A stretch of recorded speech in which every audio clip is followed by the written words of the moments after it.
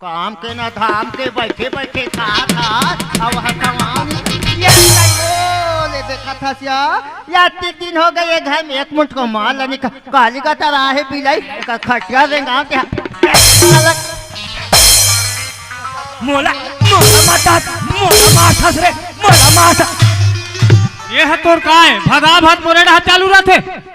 आई मैं तो यह हदल नहीं देखा ऐसे चला रहा था एकरे खातिर मार खाते का खटिया रेंगा आते हैं तोर खटिया रेंजा तो आखी हाथ बहुत रहे नहीं दिखा थे आदमी ऐसा ले नहीं देखा था तो ऐसा मन नरक में जाते नरक में हाँ नीजा जाबे जाबे हम नरक में नहीं जान का में जाबे रे हम टरक में जाबो ले टरक में जाबो कहते का चाल में भाटा फरेते हैं तोर चाल में मेरी फर जाए तेत होबे रे बिलाई होबे हाँ हम होबो हम तो हेज बरा हरे जस्ते का बेटे ऐसे कहते कर खटिया रेंगा आते हैं तोर हाथ गोला साकेर के रख का बस